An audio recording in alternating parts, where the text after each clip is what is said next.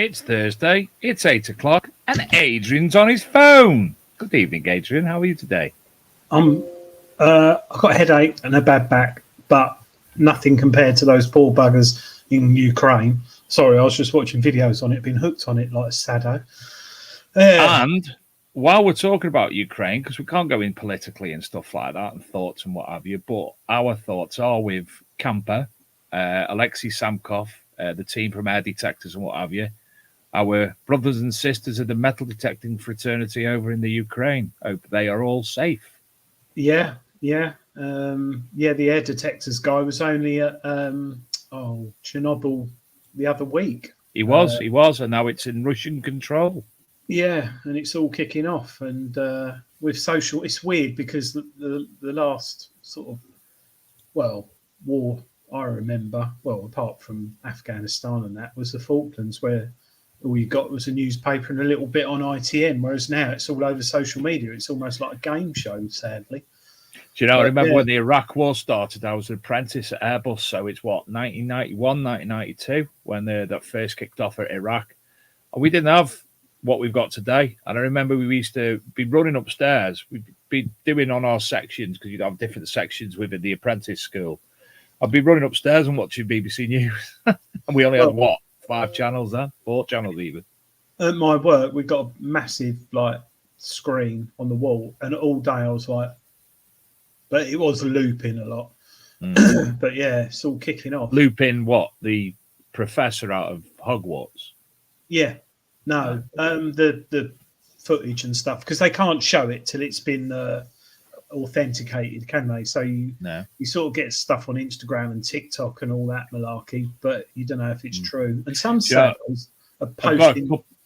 I've got a couple of friends in the Ukraine, so I've been having like actual first-hand videos, which were quite shocking in themselves. Yeah, I've seen ones like they're building barricades in the streets, and the Russian tanks are going over them, and everyone's throwing bricks and stuff.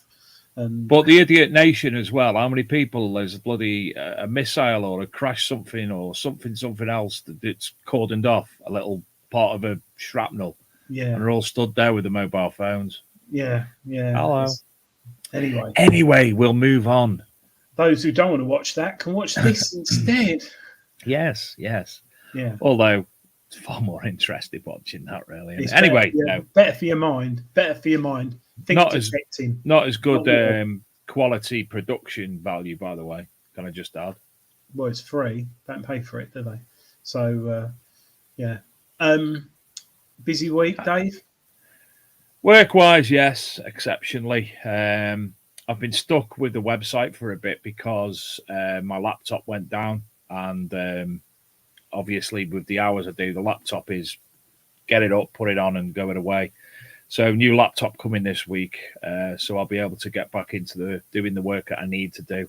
Don't have much luck with cars, laptops, mate. I'll tell you. I'll tell you things off air that'll make your hair curl this week. But moving on. Detectable. The 9th to the 11th of September in Cambridgeshire, which is officially announced today. Yeah, riddled with history. So tickets, I don't know if they've gone on sale yet. I don't think so. I think it's a little bit more than Cambridge as well. I think the area itself is very close to other borders as well. I mean, very, very close, even converging directly on the site maybe, but you're up there anyway. Well, the tickets will no doubt sell out. The amount of people getting into the hobby now and going to rallies and stuff. Well, I have this about 1,000 in there for detectable tickets. Something like that. And hopefully we'll be there. Yeah. Just after Rodney Cook, isn't it? The week after, yeah. Yeah. So I could save our oldies for that. And I've had a lovely care package this week from that nice man, Mr. Graham Dempsey. He sent me up some new things to play with and such like, including this little beautiful contraption, a nice queen clamp to do my cleaning on for when I actually do go metal detecting and find things. Got a better one than you. Got a white one. And preserve it wax with since the last time I actually had the preserve it wax, this one's got an absolutely delightful new label on, Adrian. Do you know about the label? Lovely new label. Very nice. Oh, that looks better. Yeah, that's nice. Wonder who did that. Yes, so thank you, Graham, for that. McGrafter, building up quite a stockpile and getting them sent out, all the McGrafter spades. Yeah, it's funny you should say that. I've had some inquiries through Treasure Hunting magazine because I wrote a review on McGrafter about, a year ago? Yeah. And a few people have emailed me, where can I buy it? And the article underneath has got the web address. But yeah, I think Paul's doing well with that now. It's established and recognised. Yeah, it's established, and a lot of people have got them. You get the odd one who breaks it because he's trying to dig up his patio or something. But I've still got mine original one, which is me too. A year and a half old now. So and Shane, Jez is in the chat in the green room, and Jez has dropped out. He must have his internet problems again. Shane's got the new McGrafter. He's doing a review on that, the latest version, the KYJELLY version. No, it wasn't the KY Jelly one. MEG or whatever. Yeah, and then you got the Legend being shipped tomorrow. From the Legend, and again, straight away, here he is, he's back again, straight away, as good as gold. Nocta and Macro have listened to the people, and an iron bias has been introduced, or is in the process of being introduced in one of the initial updates. Am I right in saying? Yes, it is, because a lot of people were saying they needed it and wanted it, but I don't know. You've got to be careful with iron bias. You can make it work for your advantage or not for your advantage. You don't know what you're doing. So yeah, it'd be interesting. On my Nox, I don't play with it much at all, really. But then I don't go on any heavily iron infested sites where I live. So Rodney Cook, yeah, but we'll see. Stop. Ping. That's Nocta Macro telling me that it is needed and everyone should have it on their machine. But we've got someone coming on to talk to us more about it next week. Next week, yes, we've got some more great guests lined up. We've got people from actual TV. We've got well-known and established people who are currently doing a totally different side of our historical aspects of that we cover. We have people from officialdoms. We have TV presenters. We have who else have we got coming on? Mackenzie Crook. That's we basically. Can't put him in. Did you tell him that when we can? I said, Mackenzie, I'd like to have you, but you have to come on as Wurzel, and things need signing. Did you see on the news this week that Danebury Village Hall, used in the Detectorist, is being knocked down, and they're auctioning off bits of it? Really? Like the urn and stuff. So someone sad somewhere is going to sort of fit the Danebury Village Hall toilet door on their internal house, and their wife's going to love it. I know mine would. Oh, yeah, man. Yeah. I'd like Anyway, we're going to move on. We're going to introduce tonight's guest, Jez, via the article that was published, and briefly, in fact, we don't really need to in fact, we may as well introduce Jez and go through the article because of the images that are involved. I think that's and then we can have the video of the discoveries. We can have that running in silent anyway because you won't hear it. So let's bring on tonight's guest. Now, you'll remember Jez. Jez was with us. Good evening, Jez. How are we? Good evening. I'll come up so you can see my receding He's coming hairline. up so we can see his receding hairline and his big bushy beard. I like the T-shirt. I like the T-shirt. Shows the T-shirt. Shows the T-shirt. Shows the T-shirt. Who in the chat knows what film that's from? Retro. Kerry, if you don't get that, I'm sorry, Kerry. You have to get that. One of my favourite films. Anyway, Jez joined us last year. Made a startling discovery in one of Luke and the team's Peaky Finders rallies, and quite startling. So, Jez, reintroduce yourself to the masses, and we'll get looking at the article and such like. Well, I'm Jez Gold. It's me. I found a Bronze Age Hoard. I think it was back in September. It's it seems like a long time ago. Probably was. And it was quite a day, quite a week. And we had a little chat about it a while back, and I'm back, and it's nice to see you guys again. I've been checking in on you on some of the other interviews and things you've been doing. It's been great. It's great to have you back, Jack. Great to have you back, Jack. Jazz. I didn't get in from work till 7:10, and I'm up again at 4:04. I'm a bit befuddled at the moment. Yeah, it's great to have you back. I mean, obviously we had you on the show. You've discussed it off air with us. The images that you sent over, and we got access to. Fantastic, but startling discovery. So if I share the screen, which will make me disappear, and I won't know. So Adrian's going to have to talk us through things anyway, because that's the benefits of Luke not doing it and me instead. So there you go. Oh, Dave, can you see what's on the screen? No. That's not appropriate, whatever you've put up. I'm sorry, mate. No. Jez, this is your cool. You've got a short beard there, Jez. That's you with your Equinox 800. Yep, it's the Equinox 800 with me my large plate Allen. My large coil. And is that Neil who's with you? That's Neil. Yeah, that's Neil. He was with me on the day. We go out a bit anyway. You know, he was like the first guy I knew that was into metal detecting, other than Chris when I first got into it. And I'd known him for years. I was like, "Oh, you detect here?" And we started getting out and detecting together. And he invited me out on the Peaky Finders thing, which I've been dodging for a while because I was always working and this, that, and this. He said, "You've got to come out." I said, "All right, come." And then I'll come and find sod all on a rally because that's often what happens. But it's more about the social and this, that, and the other. But yeah, it was just such a surprise.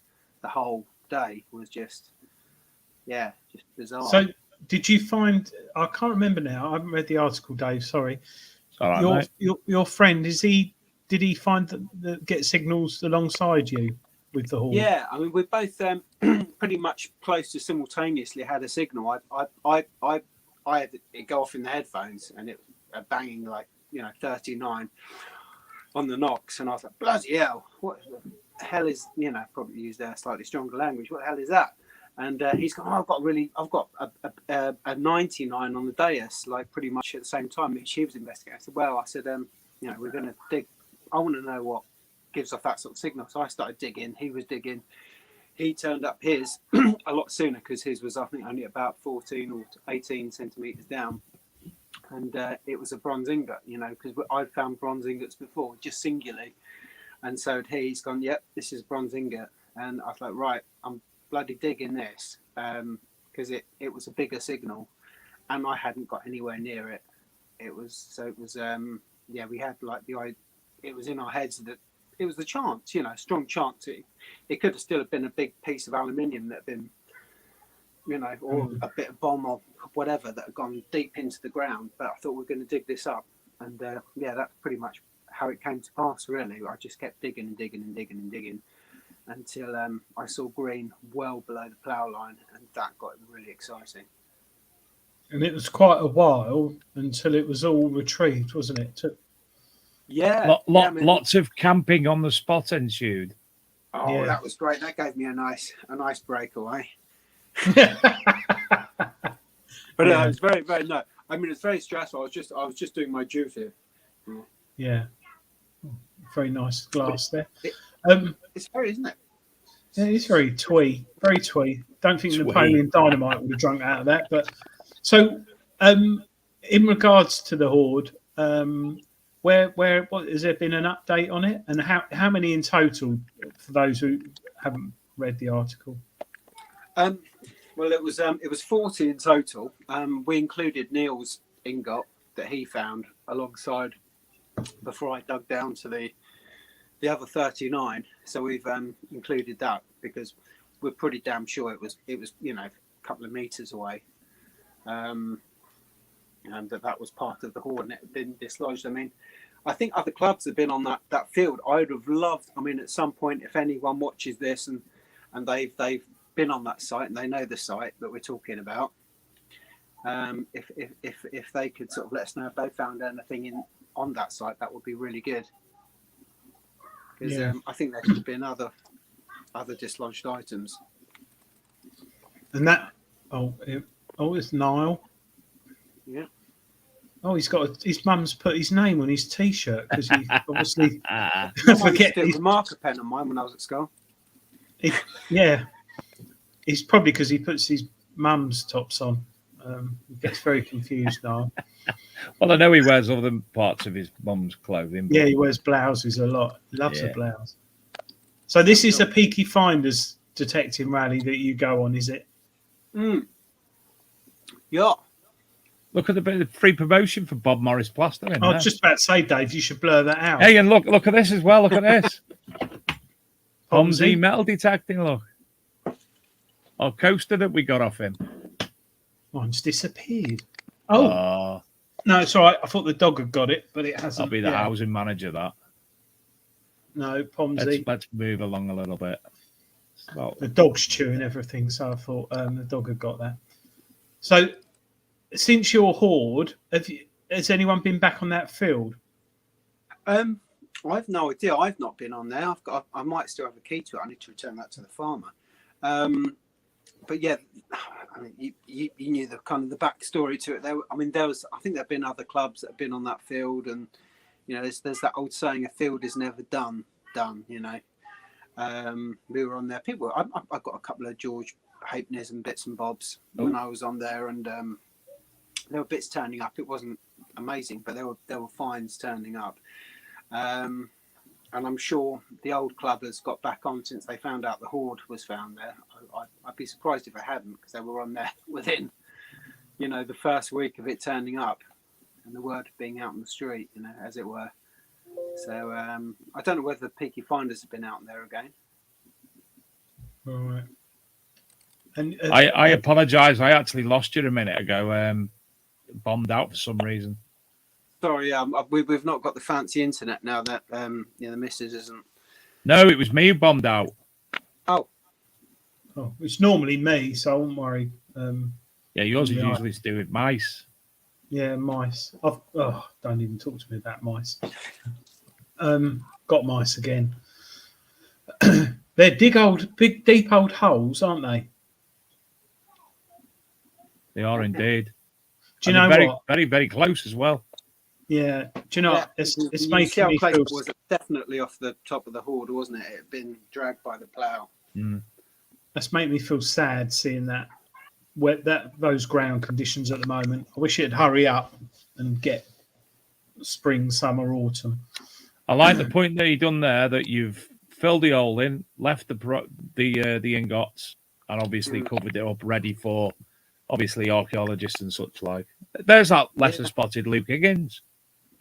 Oh yeah, I've does exist. not seen him since the whole hoard thing. I need to get out again, but I've had another child. I'm a dad of 2 now. Congratulations. Thanks, man. Congratulations. Oh, congratulations. You see that vehicle there going along?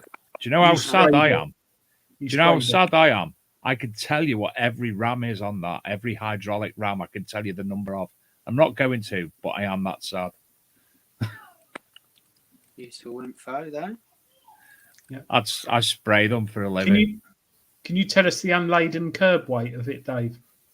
I can tell you the unladen weight of a European swallow. About an African one. I'm bollocks when it comes to that, to be honest. I'm all right with the It's big old Lego block, that. Just going back to the ingots, Jez. They were XRF scanned, weren't they? Yeah. What was there's the image? That might answer what the actual what you got? What you got? The archaeological report from the marvelous Alex Bliss. Oh, Dave, can we go big on this? I'd be interested to see what this looks like. Yeah, we're going big. Thank you. How'd you go big? There it is. I can show you. What a lovely beard. Thank you. Big bushy Brian beard. Blessed. Brian Blessed. Right. So that is very nicely laid out. So he put a nice little spine on it. So we've got pictures and everything. So obviously you probably won't be able to read through this, but I'll see if I can read the bits out where you've got the makeup of the because they did run a spectrometer on it. I believe this one. Sorry, it's back to front. This one here is the one that Neil found.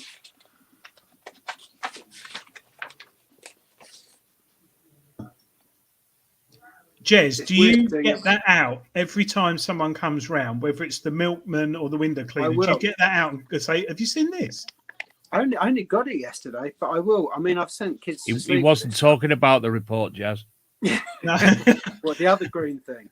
No, it is. It's something which you think, I found that. And that is something which, have they given you a PDF of it, or is it all hard copy? No, I mean, I have asked Alex for a PDF. He says he's going to see what he can do and see if it'll mess with the whole format. But we've got the excavation. There's talk within this. Let's see what we've got here. Little drawings. It's very, very nice. Wow. We've got photos as it was coming out.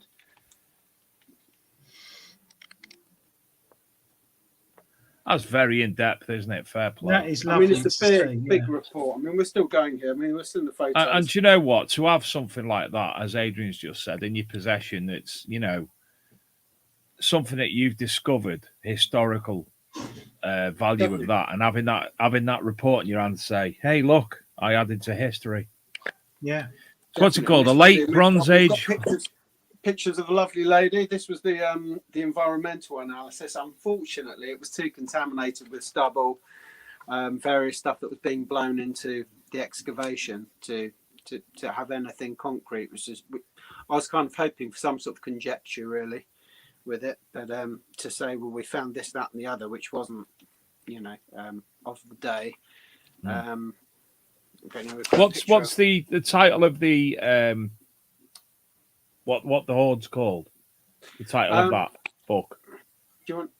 Well, it says near somewhere, so it depends how secretive you want to be. With No. On the front of the book, it says late Bronze Age Hoard. Yeah, late Bronze Age Hoard Ingot from near Kent. Report on the excavation and finds. How many pages is it? We've got a few here. Let's have a quick count up. One, two. They not put footers on with numbers. Oh, hang on. No, we do have. We've got pages. Yeah, 47. 47. We've got the table of contents. So we've got page 47 being the last one. So the process, Jazz, we've obviously started with the discovery. Following the discovery, you've had camping out with friends and whatnot. Nice little holiday away. Following that, obviously, the excavation. And then I take it all of the ingots have been taken away. They've been done whatever they do in the laboratories. Yeah, I mean, they've put a spectrometer on them, and we've got a picture here. Probably not very well. Let's go big again. All right. Those are a fair few, and this was a restacking of ingot fragments. And we've got a picture of them all here, and we've got a lady. Well, that's nice. They ran the spectrometer. I'll read that out to you if you want. This was an opportunity to analyse a few ingots from the hoard via the non-destructive portable XRF. It was kindly offered by Dr. Sarah Painter and Dr. Francis Garrardi, and that's Historic England. Undertaken the ingot fragments with the main objective in mind to determine a broad indication of their composition. And I'll give you, for any budding chemists out there you go. That's the. Can you see that all right? Yeah. Oh, yes. That makes sense now. That's what you're after. Yes, SF018. Yeah, reading total. SP18, of course. 99. And then we've got the breakdown of all the different. The preliminary analysis. Word. What's the word I'm looking for? Non-invasive surface techniques. What's that word called? Confusing. That's the only problem when you get reports like that. Sometimes you read them, and there's lots you don't understand. I have it every day in my life. Yeah. For cleanliness and presence of damaged areas that allow slightly deeper access to the metal, because the ingots remained uncleaned. Post-excavation retaining not only the soil but copious amounts of corrosion products. The initial readings were somewhat influenced by this contamination. Therefore, it was necessary to remove the results in the overall spectrum obtained. What do? They used a more reliable analysis. I think from a small area, 1 millimeter scratched with a scalp, and to expose the bare metal at several locations per ingot.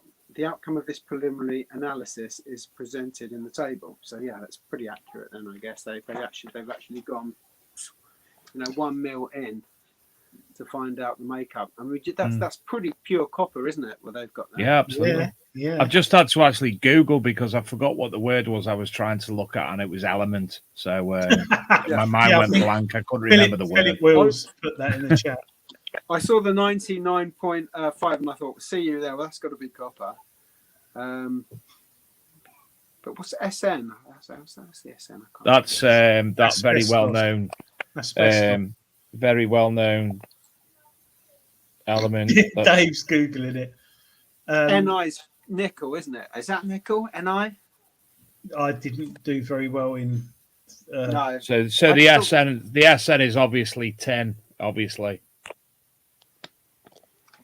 Yeah. So it's interesting stuff. I mean, there's Alex spoke highly of how we dealt with the whole process, of contacting the flow. That's nice to hear. Let's see if I can find it. I need the periodic table on my wall. I used to have one at school, but that was some time ago. Yeah, I've never got my head around it. Adrian can't remember school. It was that long ago. That's what I did sums. I did sums at school and writing.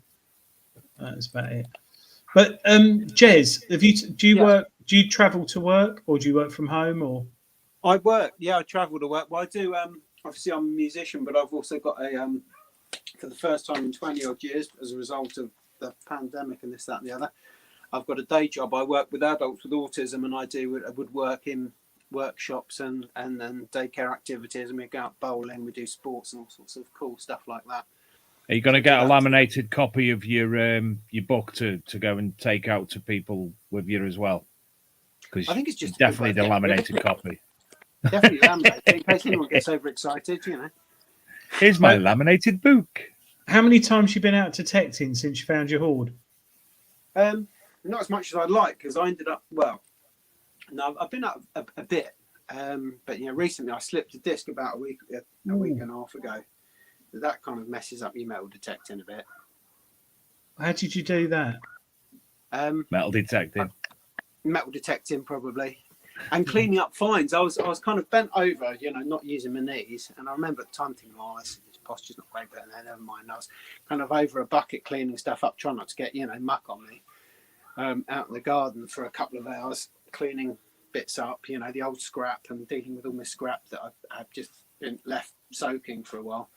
And I felt it knotted a bit. And then I got to a gig and I lifted a big bass up and I thought, it spasmed. I managed to drag myself home and got in and got on the floor, and I was on my face for about 22 hours before I could even get up. Really? Oh, God. Yeah. It's funny because I can go out detecting for like 8 hours, 10 hours, bending over, digging holes. All fine, absolutely fine. This week, Tuesday, getting ready to go to work, put my shoes on, did up my shoelace, and put my back out really bad. That's the little things afterwards. I mean, the thing I was lifting wasn't even that heavy for me. It was much heavier things. And it just went, because I was just off on one side, and I'd obviously compromised your posture and stuff is really important. It is. I always think there's a reason why babies squat with a straight back, because their spines aren't formed. But I always try and remember it, but I forget. And I'm always putting my back out, doing things like... Yeah, but you've also, occasionally soil yourself like a baby as well when you've been drinking. So, it's a general thing. But I have Tenor Lady on, so I'm fully secured. No, I've had to show Lee's dad joke at the bottom of the screen.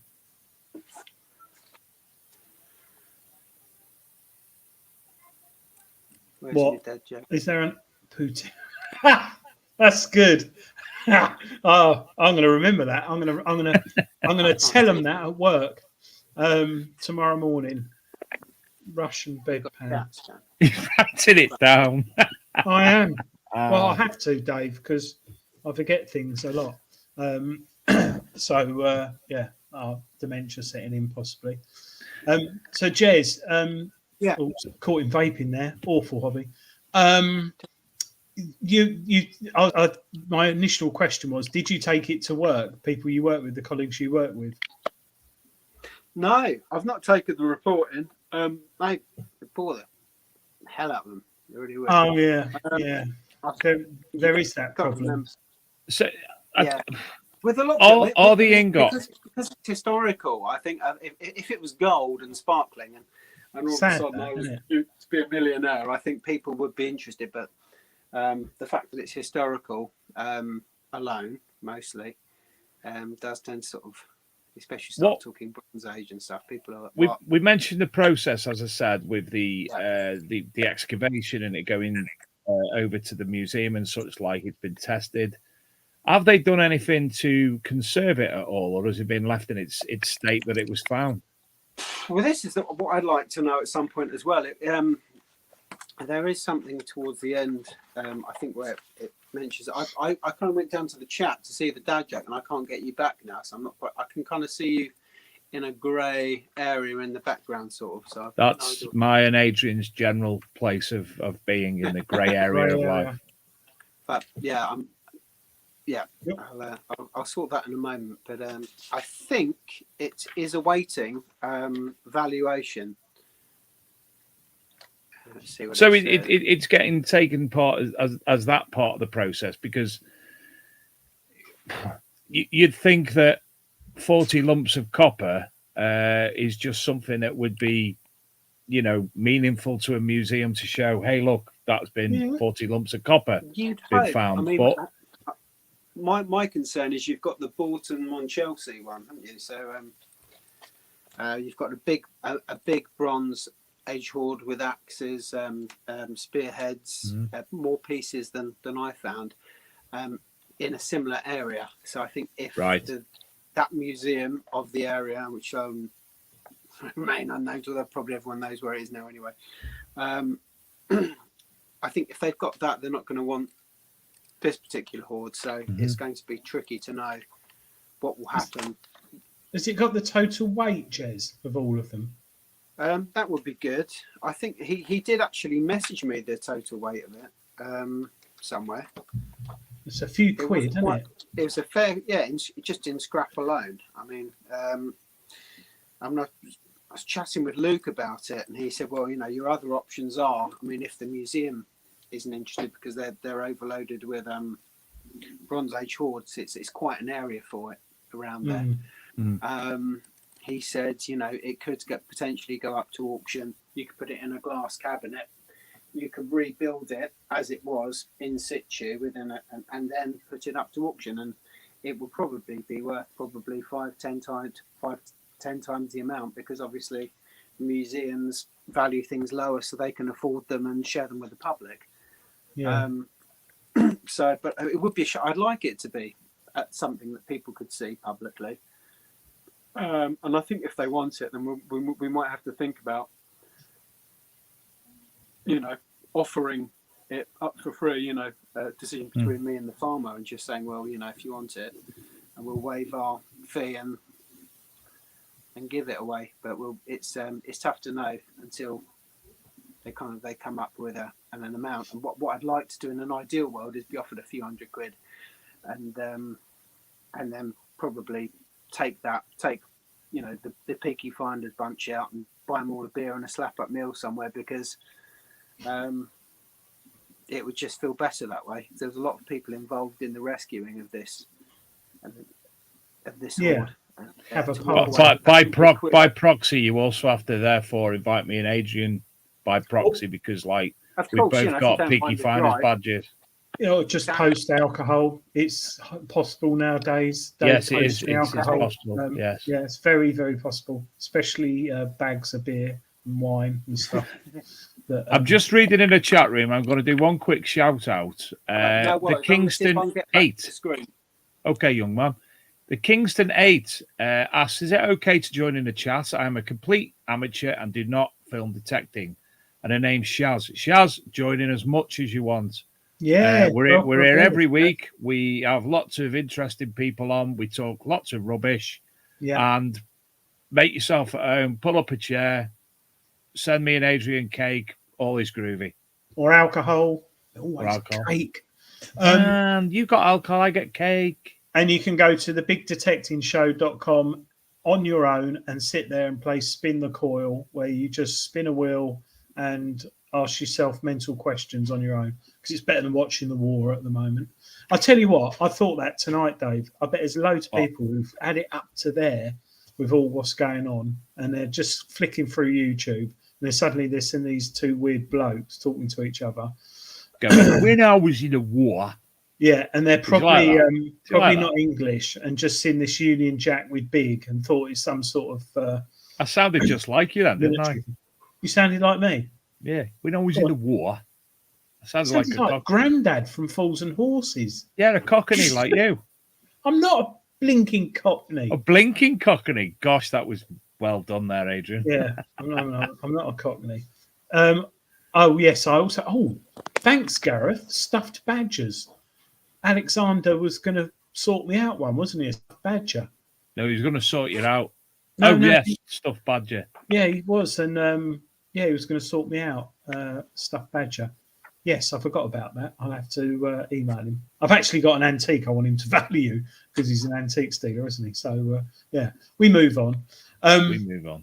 Yeah. So have Mind Lab been in touch with you at all, Jez? No. Oh, really? Not in the slightest, no. Are you on the media of socials, Book of Faces and stuff? I am on the Book of Face, but they've not contacted me at all, asking for anything or offering so much as a free cap or badge. Cat? Cat? What cat? A cat. Mind Lab cat. Yes. Yes, it's stamped down the side in big white red letters. Yeah, red. Yeah, Mind Lab cat. Oh, well, in that case, it will fill your holes for you, but it will shit in them. Yes. Again, so will Adrian. Yeah. No, well, get a legend now. Then sell the Equinox. Get a legend. You're going to keep your Equinox, I presume. Yeah, I mean, all the while it's working. I mean, some plumbers chucked it about a while back. There's a little crack in the top of the box, so hopefully it will just hang on in there for a while. I like it, I'm not a massive gear freak, but I'm a believer that you need to learn to know how to use a machine. So if you go through too much gear, you're never going to get used to using it. I think I kind of know the Mind Lab quite well now. So yeah, I always say it. People jump machines too much, I think, nowadays. And how many machines have you got, Adrian?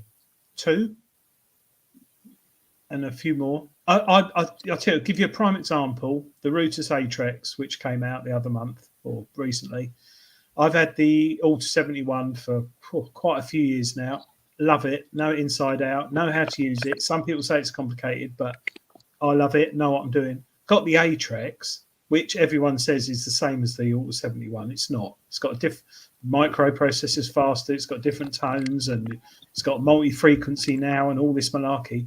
Oh gosh, it's proper a different machine, and I thought I'd know it really well. And I normally write a review after 2 or 3 months with a machine, but the Atrex I've had to have a bit longer just to fathom it out more. But you do get machines, and I've got machines. I've got a few, but I've got my favourites. Not mentioning any names, but I do feel people just jump the gun with new models now. So you've got the Legend coming out, next week in theory, because distributors are getting them. So you'll probably have someone who's had a Simplex for 2 or 3 years and upgrading. Fair enough, and but I know a couple of people who will buy every new machine that comes out, take it out, use it for 3 or 4 months, then sell it, then get another one. And I just sometimes think, you can have a Garrett Ace 250. Well, I don't know about Garrett, but it's luck a lot of the time, isn't it? This whole blinking hobby. It really is. And recovery. I mean, it took me quite a while. Obviously, because I was out with Neil a lot. He's a Deus user, and a lot of Deus users are all about kind of like, how hot can I get it? How deep can I punch? And I was kind of picking up tips from him. But what I discovered in the end with the Equinox is it's a high recovery machine, and that's what you need to kind of draw on. So obviously, when I found the Hoard, that was probably a result of I was on a recovery 5, so I wasn't aiming to punch particularly deep, but what you do is it just, you need to clean up those signals and sharpen everything. I think, prime example, last week we had Alexander von Dave Westenholz, XP Deus Light. Do you know why I know that? I've got a sticky thing on my computer still. what sticky note. Sticky note. Yeah, he's got an XP Deus Lite, and you can get those on eBay now for 350 quid. No VDI, no graph, no XY axis, just the tones. And if you watch his YouTube channel, 9 times out of 10 he knows what he's digging. And that's the way I like it as well. I think you can get carried away with too much technology, although it is good to have. But yeah, I've got Deus. You mentioned mentioned the Atrex, and TC Detect still has a competition on his channel, TC Detect on YouTube, to win one. And also, he's bought this week for £300 brand new a Gauss. Yeah. Explain. I've never heard of one of them. American, if I'm not wrong. Yeah, there's a review in Treasure Hunt magazine. It's a lot of people. It's a bit like routers. If you live in Europe or Poland, they're big in Poland. How you go on an event here and someone's got an Equinox in Poland, they've got a routers, and in America the Gauss is an American machine, but I think it's got some European input somewhere along the lines. Yeah, you're also wrong. It's actually Ukrainian, Tony says. Yeah, but I think it comes from America, Tony. I'm sure it's American. It's chipped from America. You can buy it anyway. Oh, I may be wrong. I might be getting confused. The Gauss, that's you're thinking of a Garrett, mate. No, I'm begins with a G as well. That comes from America. I'm sure there's links to America with Gauss. Anyway, we can waffle on. I think. Oh, it's a Mars Gauss, as in Mars, who do the Mars aftermarket coils. Yeah. Right. Still never heard of one. Yeah, the people I know have had them have said they're absolutely cracking machines. Jez, all right? Jez having a stroke. Oh, sorry. Oh, there he is. He's just on fire. Yeah, it's. I know he's got a big Ukrainian flag on its website. Oh, Tony's kicking off there. When is the winner going to be announced for the Atrex TC? Asked Gareth Howard. 12, Colchester. I just made that up. I don't know how old he is really or where he's from. Yeah, when is it? The Atrex has got the multi-frequency now from routers, and that's thrown the machine. So that's like someone giving you a Deus, and then suddenly overnight it changes to a Deus 2. So it's like when you go to sleep in Ukraine and wake up in Russia. Yeah, it is like that because the machine totally changed with the software update. You can have that one, by the way. Tony Kaywood's not come back with an answer. End of February, so we'll draw on the 1st or 2nd of March. Right, okay. UK people only. Oh, look, my Kingston 8, my best find with our Garrett Ace 250 is a heavy gold coloured Louis coin. I think maybe bronze. Oh, well done. Yeah. Oh, gosh, I've completely lost the plot now. Dark Knight Detector says, is it me or does Jess look like Seth Rogen? No, he doesn't. He might look like him a bit out of. Have you seen Pam and Tommy yet, Adrian? Is that the pornographic video of Pamela Anderson? No, it's the Disney adaptation. Sorry, it's the Stars adaptation. No, it is the Disney adaptation of the pornographic video. It's not got princesses and shit in it. Well, I'm not interested in things like that, Dave. Seth Rogen's in it and is a talking Widgie as well. Tommy's talking Widgie. Bed knobs and broomsticks. That's about my limit. So you said knobs. Yeah, bed knobs. I know because when I was about 9, me and my mate watched it around his nan's, and we couldn't stop laughing when she said she'd rub it and all that. If you watch it again, whoever wrote that is an absolute wrong un. Watch it, bed knobs and broomsticks. I watch it every week actually. Yeah, so we can still post a guest for Tony Kaywood's competition on his YouTube channel, I presume. Gareth Howard's asking. Can someone tell me the answer so I can post it? Because I'm not 23. It's 23. No. Jez, have you had it? What other machines have you had? What other machines? Right. Not many, obviously. A man of few machines. I started off on the Garrett 83. No, I didn't actually. That was a pretty cool machine for the day. I started off on the C-scope, something with a couple of 7s and an O in it. 770. That's the one. 770. I just made that up, Adrian. So I'm not going to know, am I? 700. I don't know. It rings a bell. Was it a long white? time ago. It was in the 80s. But it was the one with like a dog leg handle on it, and you had the little dial. You had 2 knobs and a stem. Did you borrow it off Chris Rogers? No. I was detecting when that boy was in nappies. Yeah, he makes it all up, doesn't he? He makes it all up, that bloke, Chris Rogers. Yeah. I know you're friends with him. Yeah.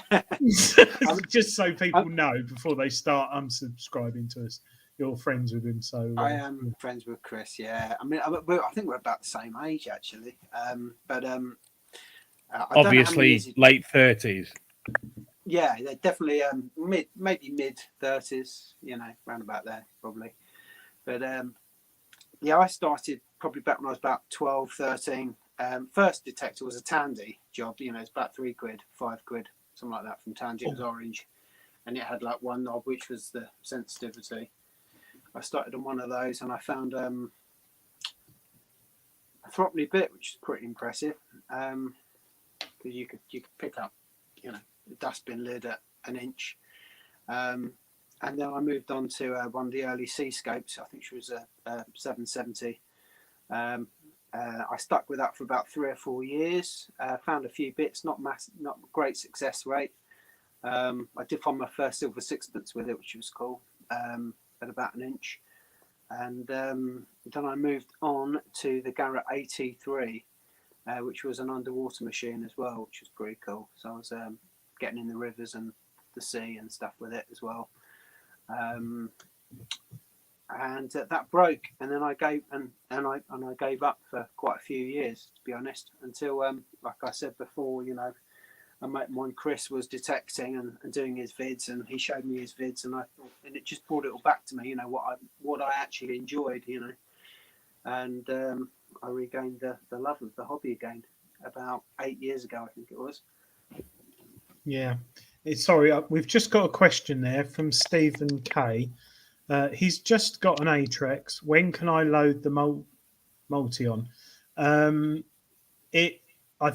Where are we? February, early March. Routers will release, if I'm correct, Tony Kaywood, the software for users to download it and flash it on their machine via their mobile phone or their laptop.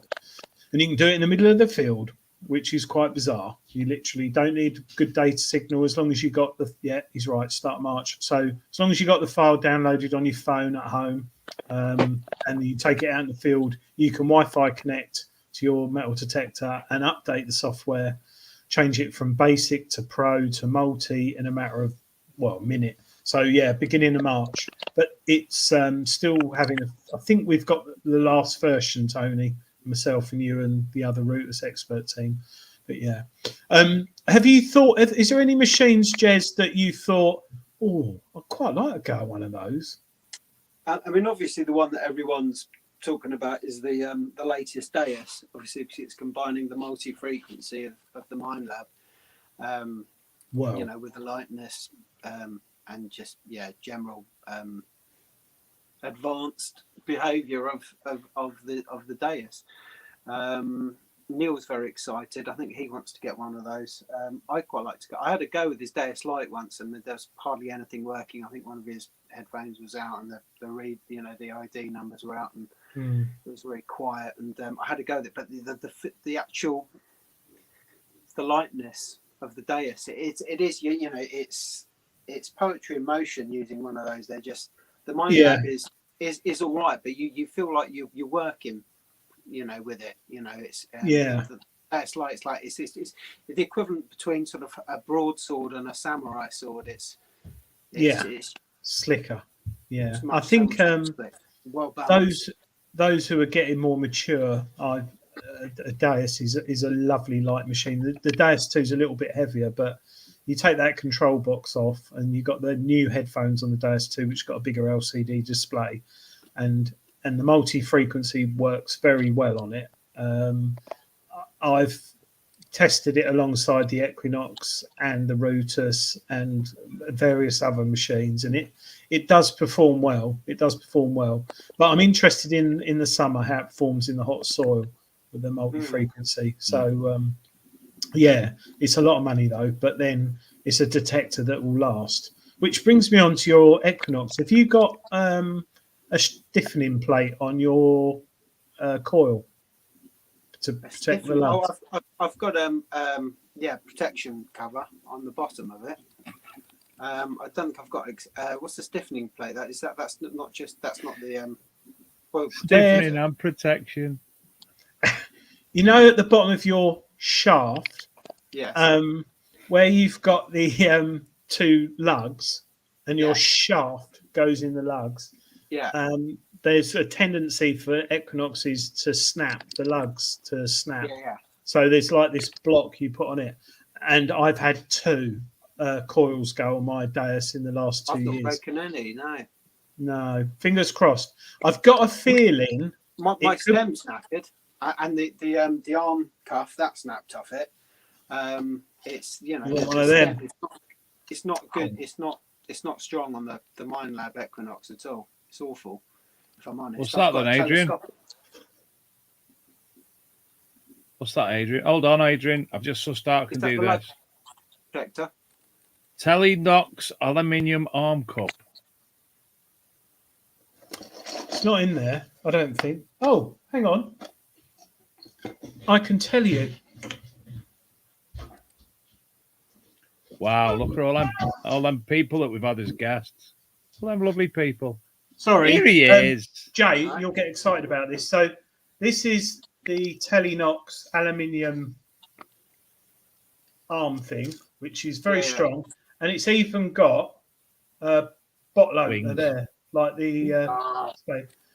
this is the thing I'm talking about here.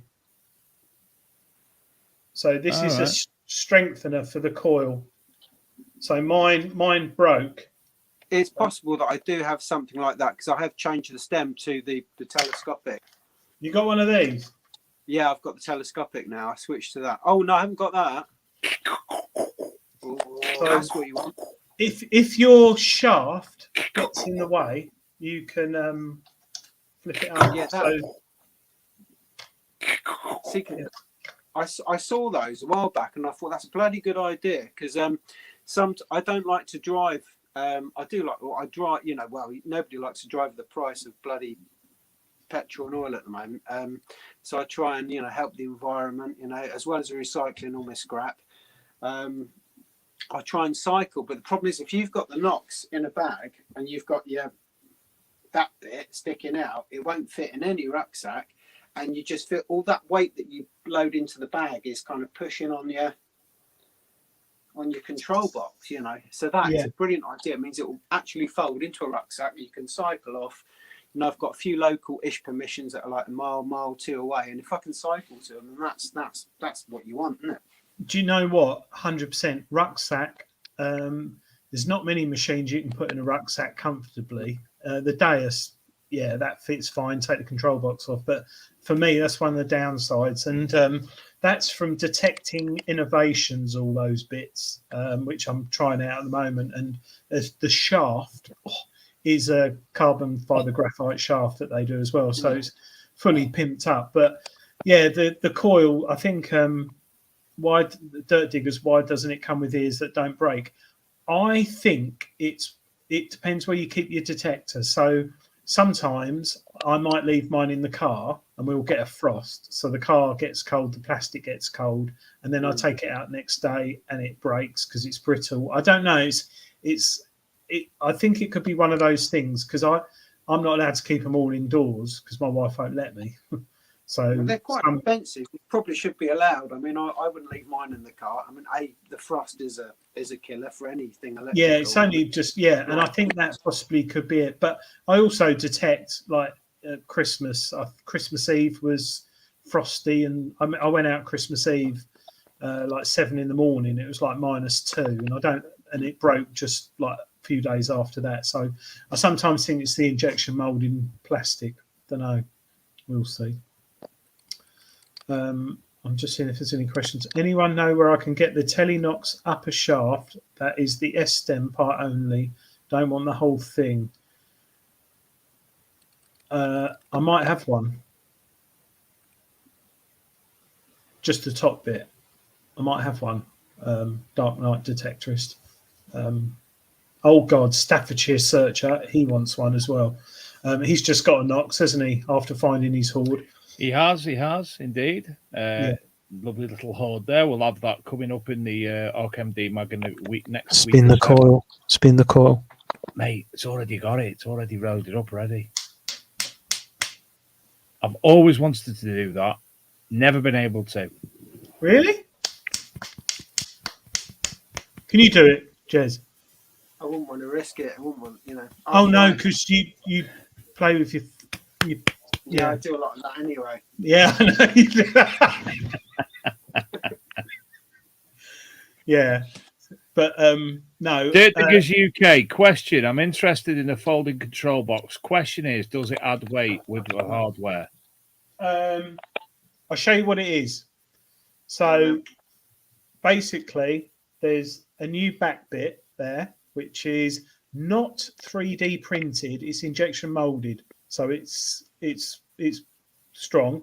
So you take your control box off, swap it for this new back panel, which is just a little thing there. It literally takes minutes.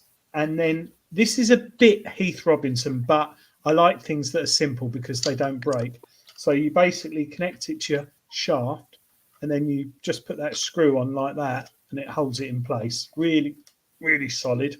And then to loosen it, just go like that. So it adds no weight. No, grams. But look at that. Look at that. Does it expose any? Can you get dirt in the inner workings of that? I've not actually seen on the inside of that. There's nothing to. No, nothing there. So that's fine. Yes, you wouldn't have to worry about any sort of anything getting into your working parts or what. So that's what she said. Let me just tighten my shaft up. So you tighten that up like that. And this is primarily for the Equinox. You don't do it for other machines. No, I have been, like Jez said, I've got my routers, Alta 71 and the Atrex at the moment, and the control box sticking out is a real bugbear in the backpack. So, because when I go out in the field, I'll take 2 or 3 machines, and I've got a backpack and I put the others in. And the problem is, if the control box is sticking out, it wobbles, and you walk down and you've got 2 detectors out your back like that, sort of like that, and it's annoying. When you're mincing about in the field. Yeah. Whereas if you could fold the control box up, put them together, zip it up, it'd be perfect. So I've been looking at if that would work on other machines, and it wouldn't. But there needs to be like people in the chat might be able to help me here. Some kind of sort of elbow joint that's flexible, and the only one I've found that will fit the size of shaft for most detectors is one for drones, and it's about 30 quid, and it's for high-end television drones because of the legs that stick, or not legs, the things, and hopefully someone in not China or whatever, but we'll have one. I think it'd be good. It'd be good to develop it for lots of detectors because it is a real bugbear, isn't it? That bit that sticks out of your shaft. Yeah.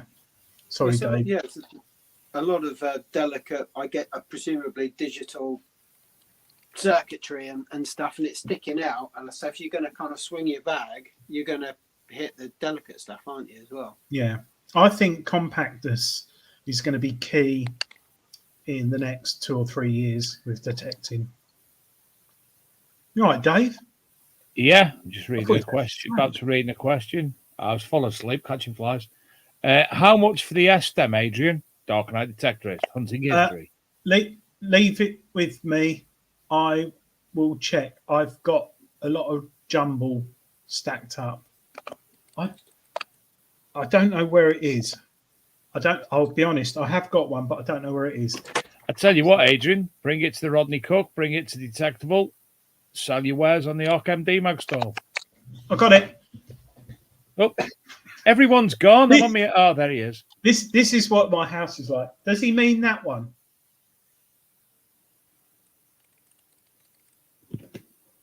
The number 4. Is that the one he means? Is that your one you mean Dark Knight Detectives Hunting History? Do you know, I'm going to have to actually ask people's names one week and write them down so I know who's who. Because it's like cunnilingus, isn't it, that? Bit of a mouthful. Yes, it's the right one and it's the right colour. Email Adrian at the Big Detecting Show. No, email Adrian, ADRIAN, at bigdetectingshow.com, or go to the bigdetectingshow.com website, go to contact us. Adrian, do you know the hilarious thing there? If you actually looked to your side, look to your side. Yeah, if you look there, it's right there. It says it right in front of your eye. No, look the other way again. Yeah, but some people might be dyspraxic or dyslexic. No, you couldn't remember it. It's right next to your eyes. Yeah, but I don't look at it. Oh, good, because I've used this, so it's been used once or twice. But is that the Telenox, or is that the actual one that comes with the machine? No, that's from Detecting Innovations. So Tony Knox, yeah. Yeah, yeah. I forget. Detecting Innovations this came from, but yeah, I don't like red off blue, so that's why. Cost some spray paint for that. Anyway, Jazz. Thanks, Jason. Do you know what time it is? Speak to you about that. Do you know what time it is, Jazz? No idea. It's that time, Jazz. What is the time? It's that time, Jazz. No, it's better than hammer time. Competition time. No. In the coil. Have you got pants on, Jez? You got pants on? What? You got pants on? Good. You'll need them. 1 o'clock. What's this been the coil business? I've not. No, it's spin the coil, man. It's I do it like this? Future. It's like the Knox Innovations. This is like Big Detecting Show Innovations. Spin the coil. How do I spin it? Nobody anywhere has ever done this before, ever. We're the first people to ever do anything like this. And it really does look like a coil after 2 bottles of red wine. What, the coil of 2 bottles of red wine? Question 1. Jazz? Yeah, go on. Big or small coil? Well, matron. Well, what's the depends what you're doing, isn't it? What's your preference? It's all about context. I like the big coil because I like going deep. With the Hoard, for example, that was a large coil. I've had some great results on the large coil, and you get more coverage with a large coil. You get a slip disc with a large coil. So, not great for high trash areas though, but you probably don't detect in those. Too much information, but you can crank up the recovery. That's a nice little. The beauty of the Knox is you can go 5 or 6 on recovery, and you can still tighten things up a bit. Obviously, medium's great. If I had to choose one, I'd say large. I'd say big is best. But I've had some good results, kind of with the small coil as well, on places that I've done to death, and you go back in and it's like, you're sniping stuff off. With the Deus, I'd say the small coil was great. On the Knox, I'd say you don't get a lot of depth, but if you're in a really trashy area, there's a lot of iron, small. If you're just for all round, just general, if I had to take the majority of fields, I'd say that the large coil would be a winner on farm and pasture. And just to confirm, what's your coil do you use? I use all 3. What's your biggest one? 17 inches, I believe. The big elliptical. At the end of your shaft. Oh, right at the end of my shaft, swinging away like a Good. better thing. I'm 11 again. Right, spin. Go on, Dave. Jazz. Next question. How far would you travel for what, Adrian? For what? Poo. A No, poo? no. For a permission. Or a poo? Permission. I'm quite lazy. I Poo. don't like, even for work, I don't drive much. How far would I travel for permission? Would this be if I got permission, or would I literally drive out to like knock on someone's door and then tell me to piss off? Let's say I said you could have my permission down here in Essex. Would you drive that far to detect on it regularly?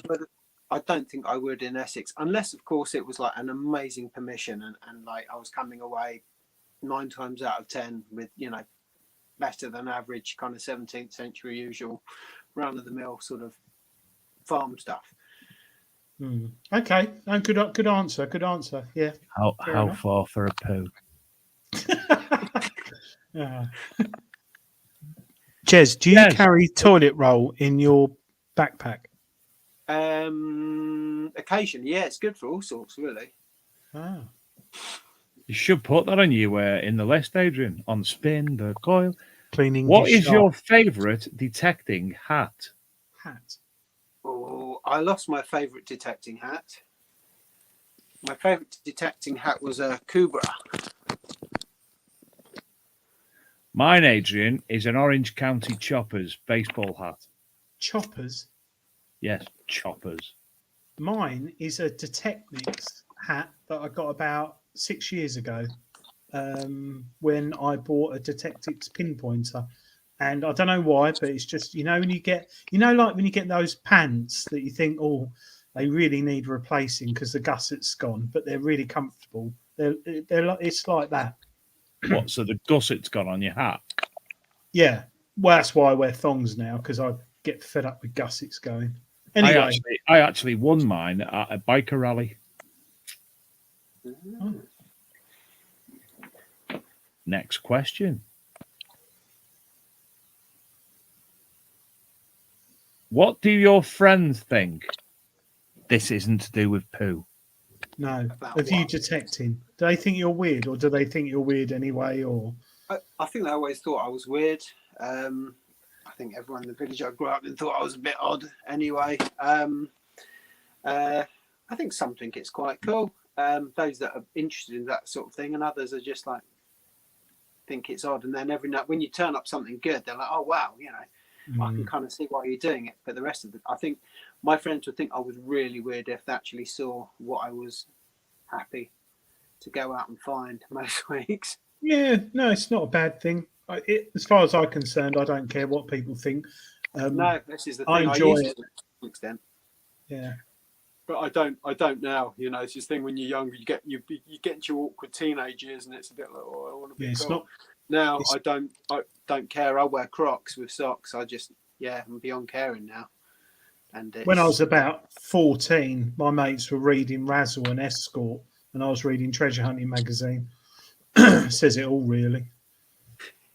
Yeah, but we're doing the same thing that they were doing. Anyway, moving on. Next question. I used to swap.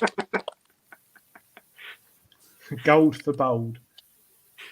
Are you a member of the NCMD, FID, AMDS, or just Detect? I am only a member of the Run DMC.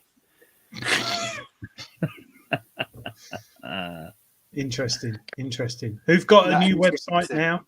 And they've got an app coming out soon, haven't they, David? NCMD. Yeah. We're hoping that Alan will be joining us in the coming weeks. He wasn't able to join us last month, so hopefully he'll be able to join us in the very, very near future. They've got a forum now as well on their website for members. You can go in, and it's a nice group of detectorists in there. Dealer of choice, and we mean metal products that are legal. In detecting, I'd say Crawford's great, really good. Cool. They're all good, aren't they? At the end of the day, they're all great. I mean, Yeah. I've had great experience with Crawford. A friend of mine, David Kirby, has used his Crawfords a lot, and he recommended them. And he buys a lot of stuff. He's a gear freak, so always trust a gear freak. What would you name a detector if you were given the opportunity to name a detector? Oh, that to me would be like more important than naming a ship. I'd love that. If I could name a detector, I don't know. The anorak. Anarachnophobia.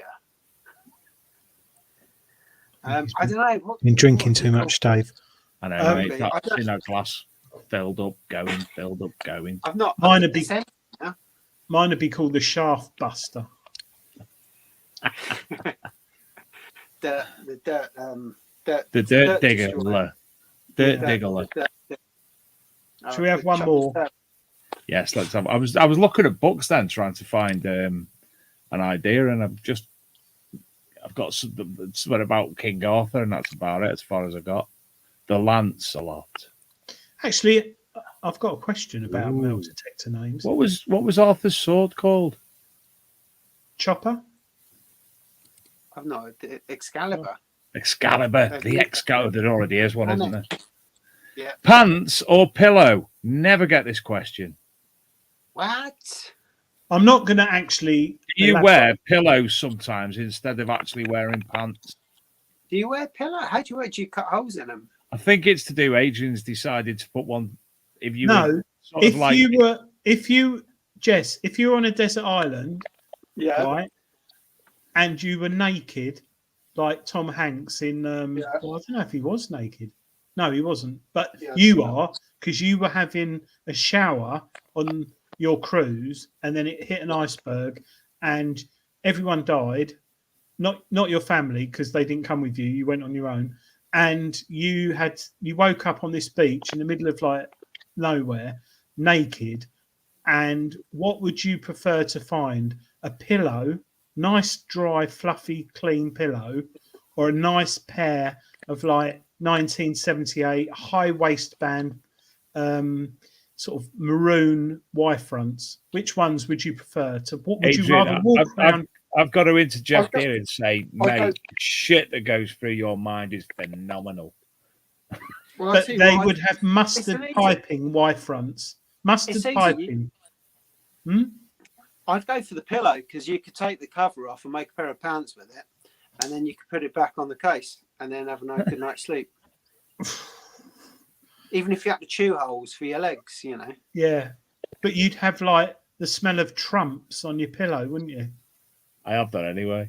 Yeah, that's true. No, it's good. That's good. Thanks, Jess. That's put my mind at rest. And so it wouldn't bother you that they were maroon with mustard piping? No, not at all. No one else is going to see it. Oh, this is a question I've got for you. Like, when you're in a field and you're often not miles from nowhere, but a good half a mile, and you're kind of in a shot of houses, and you're going to take a wee in a field, and you would. I know what you're going to say.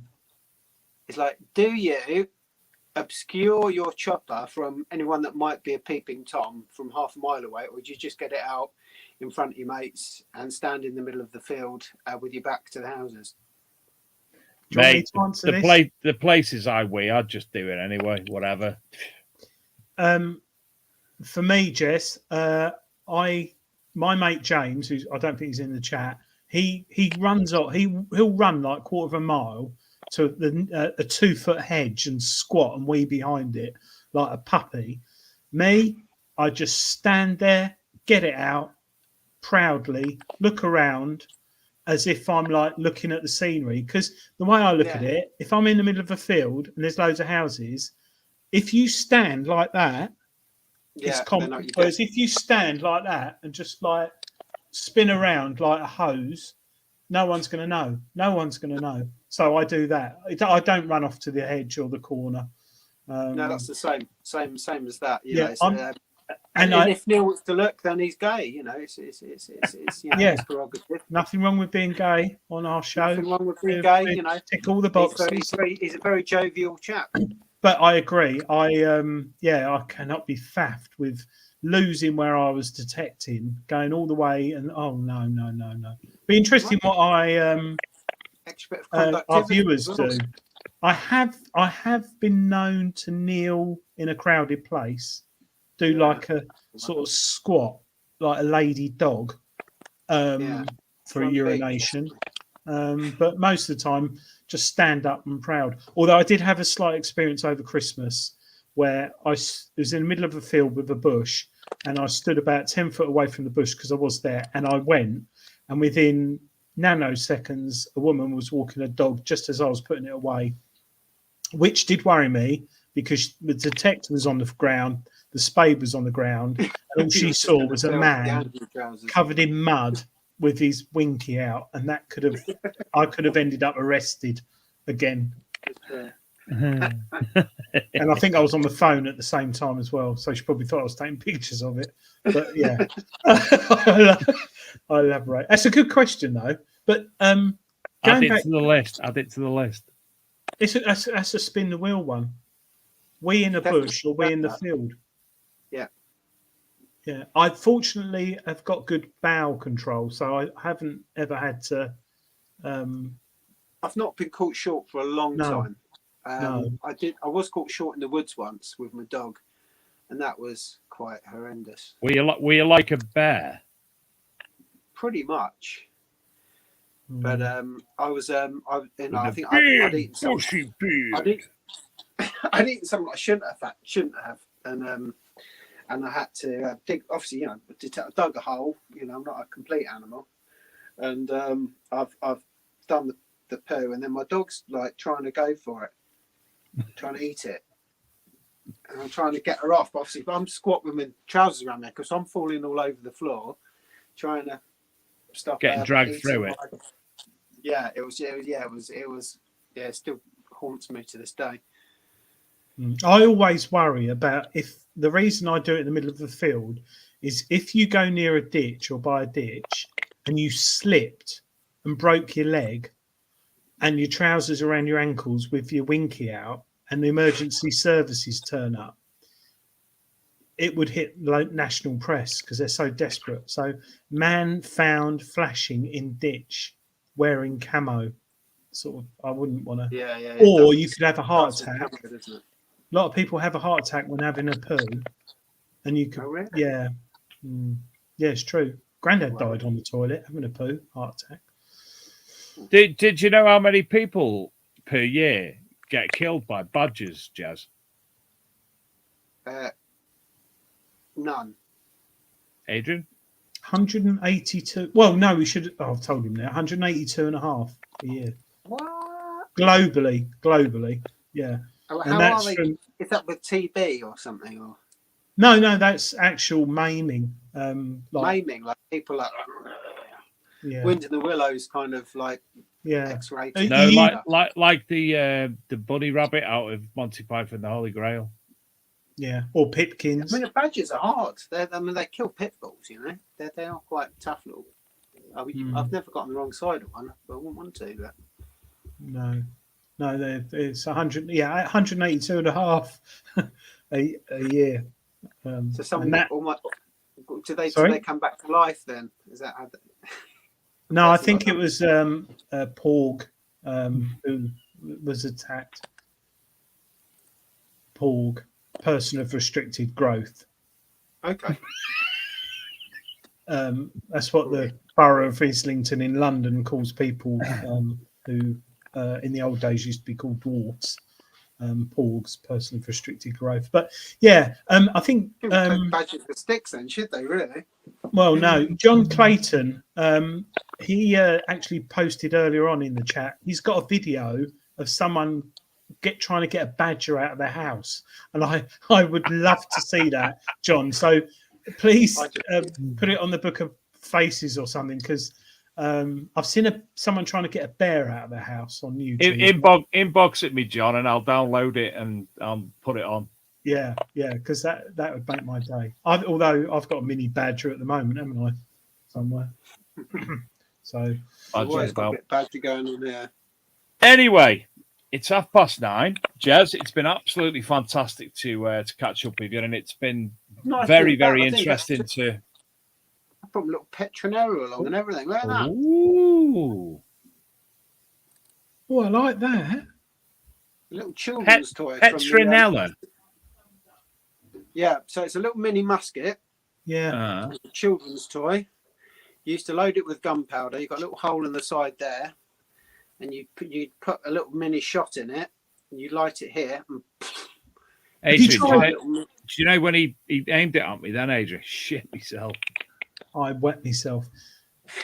Jez, are you going to try it? No, I mean I wouldn't want to. You can. If it was safe for children. Yeah, but if you think about it now, it might. Kids in them days didn't have beards, and it might, harm his beard. I would definitely. Exactly. I could lose part of my beard with this. That is something I would experiment massively in my shed. Bit of cordite. Fireworks stuff. Loaded bum. Oh, I used to love. I used to love all this stuff, and we got look at that creepy little thing. What is it? You can see that. Got a little face. You probably can't. It's like Gollum. Yeah. I can see it. That's another children's toy. Again, that was this one was early 1800s and 1700s, I think. And it used to have that. It used to have a jaw here, and used to load it with gunpowder and drop it on a piece of string, and then fire would come out of its mouth. Kids were playing with gunpowder loads back in the days. So I love finding these toys. I just thought I'd share that with you, because a couple of my favourites. It's true, because as a kid, I loved playing with gunpowder. Well, old fireworks. Yeah, I very rarely lit one. I used to split them open, and shotgun shells. Used to play with those. Used to empty them out and do genies in the shed and make things. And I loved it all. Yeah, kids don't do that anymore. I used to like the blue paper off fireworks. When they used fireworks, take the blue paper from that wraps around it and burn that. Yeah, I used to go out looking for like dud fireworks, and we'd get them home, me and my mates. James, Eagle Eye DJ, he knows. I would set alight to myself loads of times. But I've got scars, and they're dangerous though. Any children watching fireworks, whatever you do, don't do things that I did. I think it's safe. Or still do. Still do, yeah. The thing I used to love is how much weight can a rocket carry. I used to try from baked bean tins, and obviously that doesn't work. Did you try them off the back of your bike to see? Yeah. You used to put them on bikes. Yeah, I did lots of things with fireworks. So I remember it. But now you get older and you just pay 10 quid and watch them in a field with a load of idiots and get COVID, don't you? So thanks for coming on tonight, Jess, and updating us. Jess, it's been fantastic. Really, really interesting. I'd love to see that report. If you are able to get it in PDF form, I'd love to read it myself. I'll get him to send it through on a PDF. And there's a couple of nice little bits that he said. Acting commendably in restraint, the finders quickly realised the importance of what they had discovered and stopped digging immediately, and in line with the recognised best practice. So there's a nice section. There's a whole paragraph on that Alex wrote up, which is always nice. Nice, always good to get a pat on the back. So absolutely, unless you're crawling underneath a cow. Yeah, and that probably would be too bad if you got a bad back though. Probably wouldn't. Well, me, yeah. But so I was stalling things. Really good to catch up with you guys. And yourself, Jez. Absolute pleasure. So we look forward to obviously learning out the next stage, what happens next. So Adrian, pleasure as ever, and to all the listeners. Thank you, David. Tonight. Tell my lad to give me a shout, and I'd like some free stuff, and they've not. You might get the Mind Lab cat. Or the Man Lab cat shit. Just a correction there. Tony Kaywood said, "How am I still here with badgers, explosives, Winky out in fields?" Well, I thought he said Winkle. Sorry, he said Winky. That's right. I thought he said Winkle. I was going to correct him.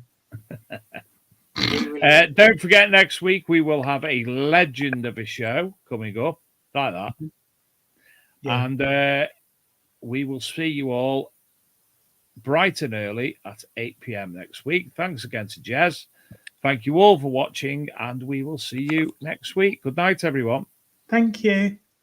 Good to see you guys. Take care.